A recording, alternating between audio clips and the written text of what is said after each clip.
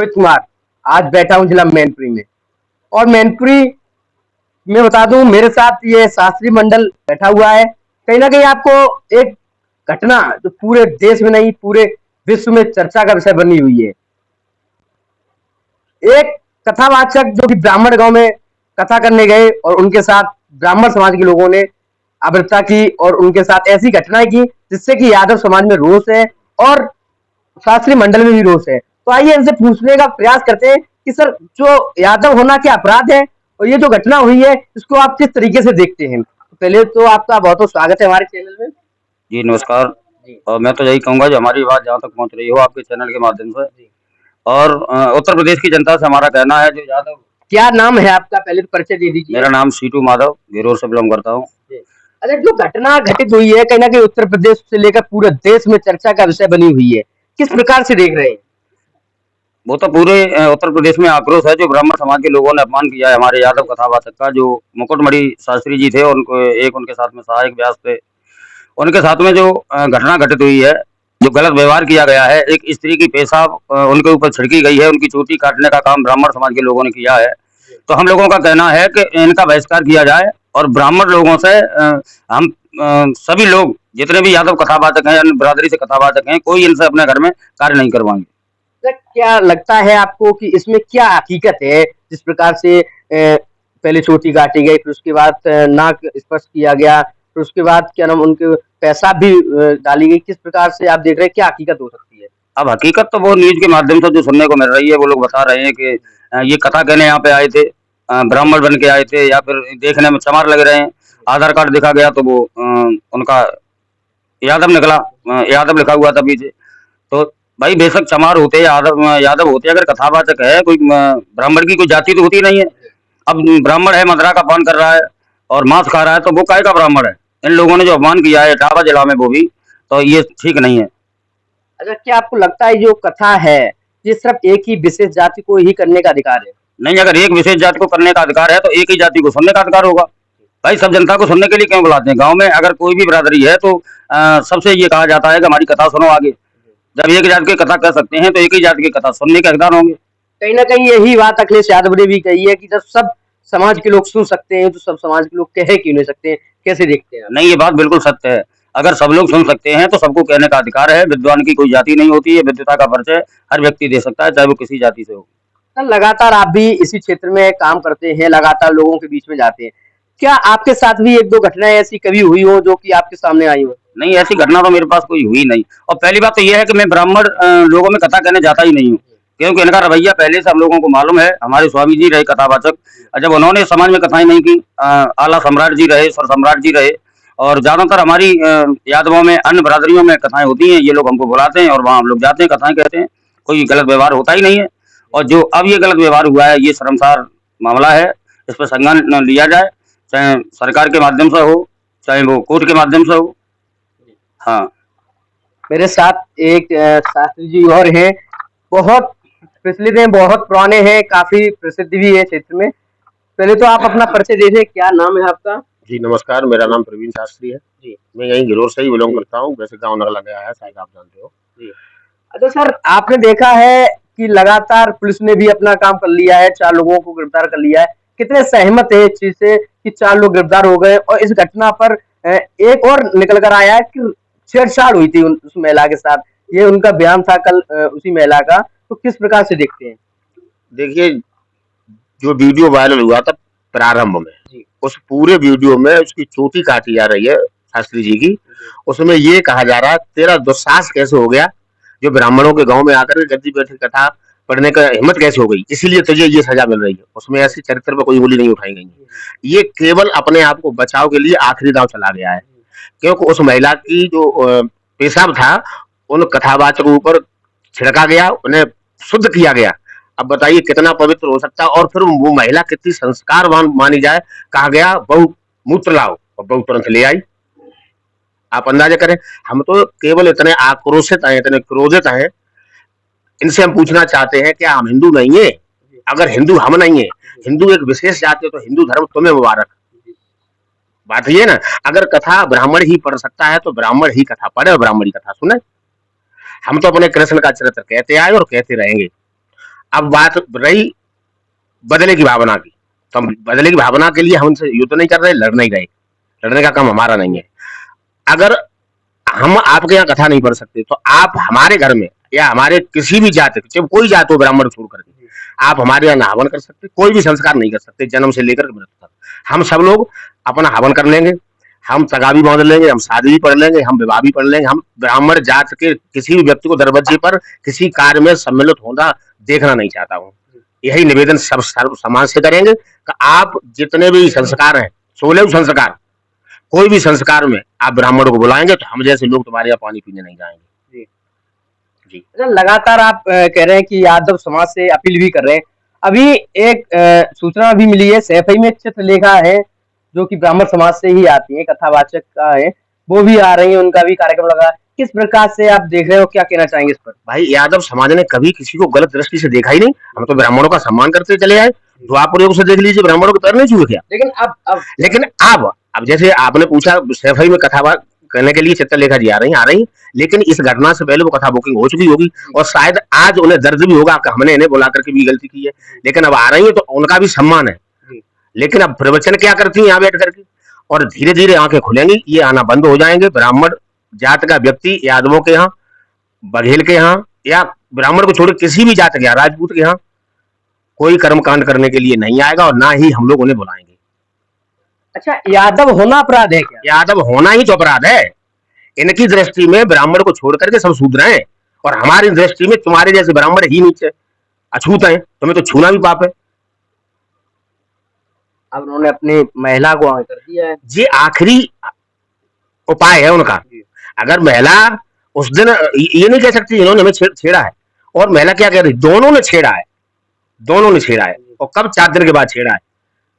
और उस वीडियो में दिखाई दे रहा है ना, क्या तेरा दुस्साहस कैसे हो गया ब्राह्मणों के गांव में आकर के कथा कहने का। इसीलिए चोटी काट कर तुझे ये दंड दिया जाता है, उसमें सुनाई दे रहा है। जैसे ये भी पूछ लेते हैं, काफी उम्र है, काफी अनुभव है, क्या लगता है सर आपको इस जो घटना घटी है, इस घटना से पूरे शास्त्री मंडल में एक रोष की दिशा से देखा जा रहा है? जी, मैं शास्त्री महेश चेतन, ग्राम ओय, वर्तमान में घेरोर में निवास कर रहा हूँ। ये जो घटना जो यूट्यूब चैनल पर चल रही है, वीडियो वायरल भी चल रही है पूरे देश में। ये वीडियो चल रहा है, तो इससे ये प्रतीत हो रहा है कि ये घटना बहुत बड़ी निंदनीय मतलब जो घटना है, और शायद है कि इतनी कड़ी और कठोर सजा तो बड़े से बड़े अपराधी को भी नहीं दी जाती है। वो तो एक कथावाचक थे जी और कथा कहने के लिए आए थे, और कथावाचक तो कोई भी बन सकता है, क्योंकि विद्या विनय संपन्न ब्राह्मणे गविहस्तना सुचैव स्वपाकेच पंडिता समदर्शना। गुणवान और विद्यावान व्यक्ति तो कोई बन सकता है। तो ये जो उन्होंने उनके साथ में जो चोटी काटी है, महिला का मूत्र उनके ऊपर छिड़कवाया गया है, बहुत बुरी तरह से उनको अपमानित किया गया है, तो मान लेते हैं कि वो तो एक ऐसे मान लीजिए कि घूम रहे हैं, मानो मरने में समा रहे हैं, क्योंकि इससे ज्यादा और क्या हो सकता है। हाँ, उन्होंने भी कहा है, एक पत्रकार महोदय को अपना बयान दिया है कि इससे बढ़िया मेरी मौत हो जाती, जो ये करके छोड़ दिया, इससे बढ़िया मेरी मौत हो जाती। जी, तो वो सत्य बात कही उन्होंने। हाँ, मानता हूं, अगर तुम्हें यादव समाज से इतनी बड़ी एलर्जी थी कि यादव हैं, तुम्हारी नजरों में यही तो आ गया कि मतलब जो है हम बड़े हैं, यादव मतलब जो है छोटे हैं, या तुम्हारी नजरों में ये आया हो कि यादव शूद्र की दृष्टि से तुम देख रहे हो, मानता हूँ, चलो ठीक है, लेकिन तुम उनको मतलब जो वापस कर देते, यहाँ तक तो ठीक था। आप उनसे कथा न कहलवाते, उनसे कहते कि भाई आप जाइए, हम किसी बादशाह को दूसरे को बुलवा लेंगे, तो यहाँ तक तो ठीक था। लेकिन ये तो उन्होंने इतना बड़ा अपराध किया है कि जिसे शायद है कि सोचा भी नहीं जा सकता था। तो इसके लिए और हम ज्यादा मतलब क्या कहें क्या बोलें, लेकिन यादव हम भी हैं, लेकिन और हम शायद है कि हर वर्ग में कथा कहने के लिए जाते हैं और आज से नहीं कथा कह रहे। भगवान की कृपा से लगभग 91 सन 92 से कथा आवाज की प्रारंभ की थी, तब से कथा कहते चले आए हैं और हर वर्ग में कथा कहने के लिए गए, लेकिन ऐसे ही कहीं कोई बात ही नहीं ऐसी आई आज दिन तक। तो ये जो भी हुआ है वो बिल्कुल मतलब जो गलत हुआ है और हम यही कहेंगे कि यादव जो समाज है आज हर तरीके से सबसे पहले मतलब जो है ब्राह्मण वर्ग को ही वरीयता दी जाती है। कोई भी कार्य करता है सबसे पहले ब्राह्मण को ही पूछा जाता है।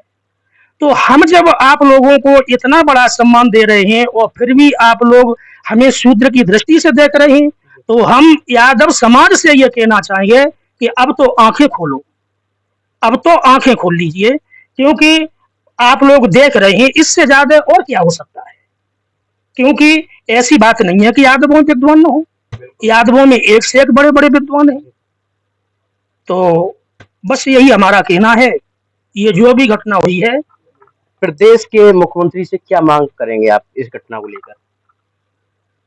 इस बारे में हम क्या बता सकते हैं कि प्रदेश के मुख्यमंत्री से हम क्या मांग करेंगे। प्रदेश के मुख्यमंत्री से हम यही मांग करेंगे कि दोषियों को कड़ी से कड़ी सजा दी जाए, कड़ी से कड़ी सजा दी जाए, ताकि इस तरह के जुर्म फिर दोहराए न जाएं।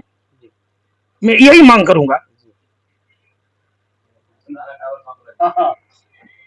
क्या नाम है सर आपका? मेरा नाम सुनील शास्त्री अकेला जी कहते हैं मुझे, और मैं ग्राम नंगला सुभान से बिलोंग करता हूँ, याराओं के पास पड़ता है। अच्छा, आपने एक घटना जो वीडियो वायरल हो रही है वो तो आपने देख ही ली होगी। हाँ बिल्कुल। क्या विचार है इस पर, क्या कहना चाहेंगे? विचार तो ये है, जो उनके साथ हुआ ये बहुत गलत हुआ। ऐसा तो कभी जीवन में होना नहीं चाहिए, ना हमारे दिमाग में ये बात थी कि ऐसा काम उनके साथ होगा। भाई कथा तुमने कराई, बुक कराई, उससे पहले कुछ तो मतलब मामला सामने आया होगा, या 2 दिन कथा हो गई तो बीच में तुमने बेइज्जत किया। फिलहाल तो यह बेइज्जत करना नहीं चाहिए, और बेइज्जत भी किया तो चुपचाप उन्हें ये कहते कि भाई हम आपसे कथा नहीं कह पाएंगे और आप दूसरे व्यास को बुला दीजिए और आप यहाँ से इज्जत से अपने यहाँ जाइए। यहाँ तक तो ठीक था। अब उन्होंने एक ही बात कह दी कि हम 103 घर हैं हमारे गांव में और ब्राह्मण समाज में, और यादव होकर के तुम्हारी ये हिम्मत कैसे पड़ गई। आज यादव जिस सब लोग यादव हैं, हम राजपूत हैं, ये लोग हमारा साथ देते हैं। हमने कभी एक दूसरे को गलत दृष्टि से ही नहीं देखा कि क्या होगा। हम अपनी माधव कैसे से उठे, हमारे भाई ने हर तरीके से मेरा साथ दिया, और जो उनके साथ दिया विद्वान है जो पंडित है, जो विद्वान है वो पंडित कहलाने के योग्य है। ये हमारे बुजुर्गों में जो मोटा खाते थे, मोटा पहनते थे, और कर्म से ही ये पंडित बने हैं। अब वही कर्म हम कर रहे हैं, जात भगवान के यहाँ से बन के नहीं आई है। ठीक है। अच्छा, क्या ये सिर्फ मुकुट मणि की ही बात है या फिर पूरे शास्त्रीय समाज की बात है? देखिए वो तो बेचारे अकेले फंस गए जो उनकी निंदा हुई। मैं हर शास्त्री पूरे मंडल से, छोटा बड़ा जैसा भी कलाकार है जो लोक कथाओं का गायक है, मैं सबसे ये अपील करता हूँ कि अपनी रोटी बाद में सेकें। आज जो कथाएं चल रही हैं अपने चेलों पे कब्बा है, और जितना मुख्य मुखिया है कथाओं को छोड़ के अपनी अपनी गाड़ियां लेकर के उस गांव में चले। 103 घर है, कोई ज्यादा नहीं है। तुम 20 हजार शास्त्री हो, अपने को शास्त्री लिख रहे हो, हर चीज कह रहे हो, कहीं इंस्टाग्राम फेसबुक पे धुआं दे रहे हो। जितनी भी लड़कियां कथावाचक है, मैं सबसे कह रहा हूँ एकजुट होकर चलिए तो ठीक है ना। आज इनके साथ हुआ, कल वो हमारे भी साथ हो सकता है।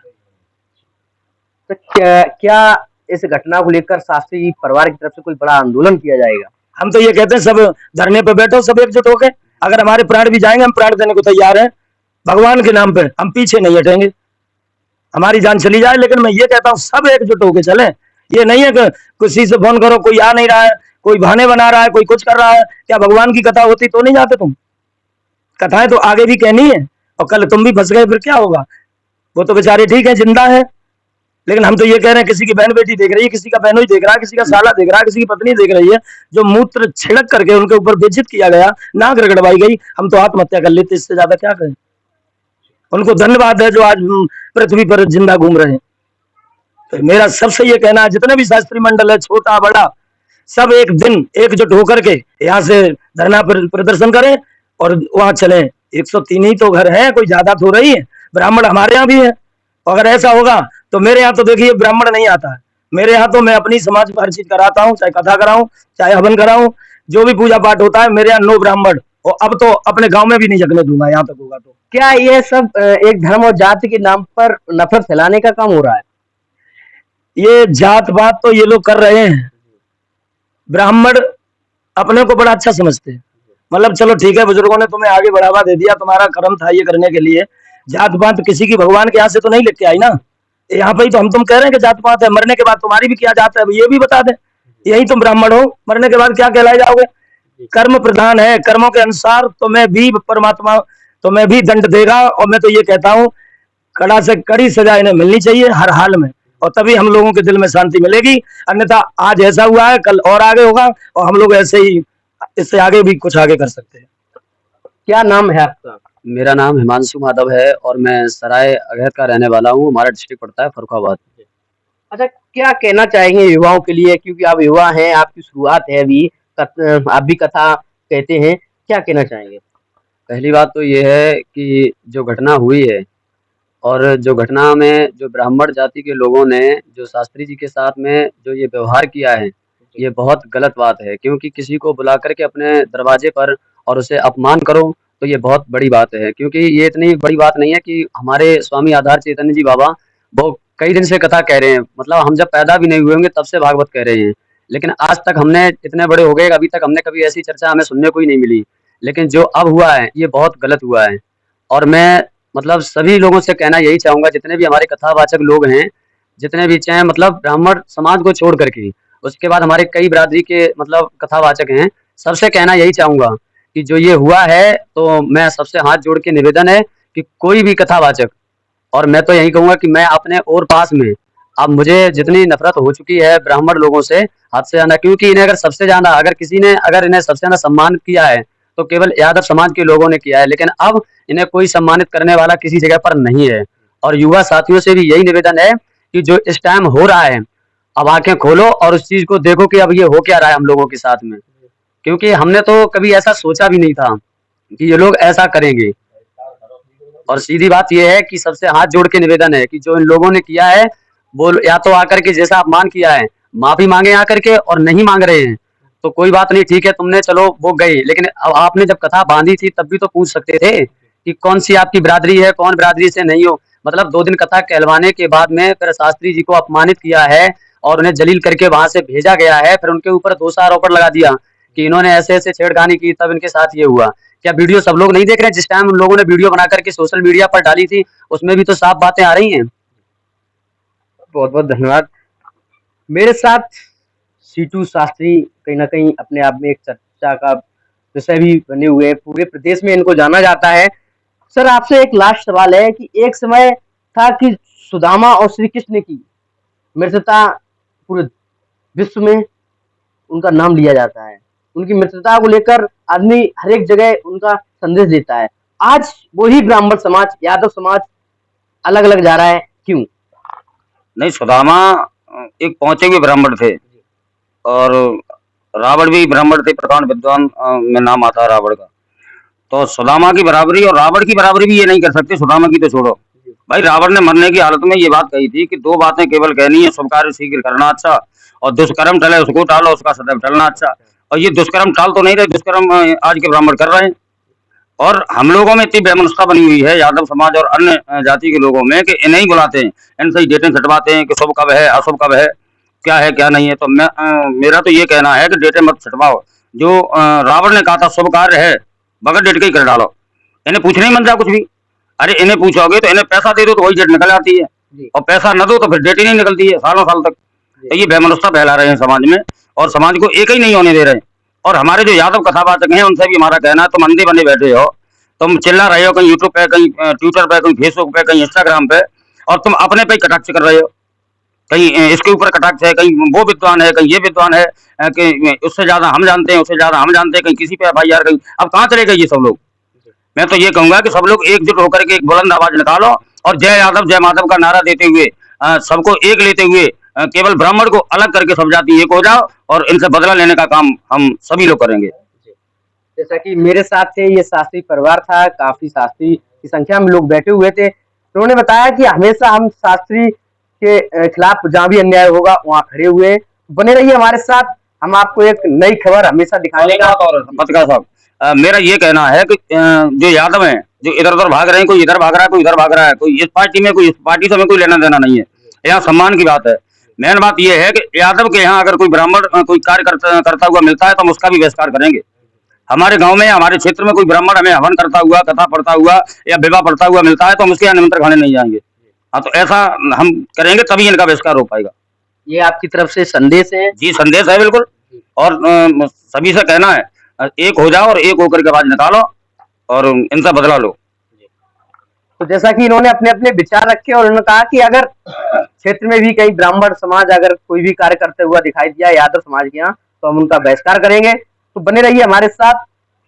मेरे साथ एक और गुरुजी है, ये भी अपना कुछ विचार रखना चाहते हैं, क्या कहना चाहेंगे? बस हम तो इस सब बातों का एक ही निचोड़ जानते हैं। सभी से हाथ जोड़ के निवेदन है कि केवल ब्राह्मणों को छोड़ करके हर जात एक हो जाओ और इनका बहिष्कार करना शुरू कर दो। इनकी इतनी दवाई है। हम आपके चैनल के माध्यम से बुलंद आवाज में एक नारा देना चाहते हैं, सब लोग लगाएंगे, जय यादव, जय यादव, जय माधव, जय यादव, जय माधव। बने रहिए हमारे साथ। रोहित के साथ मोहित की खास रिपोर्ट। धन्यवाद।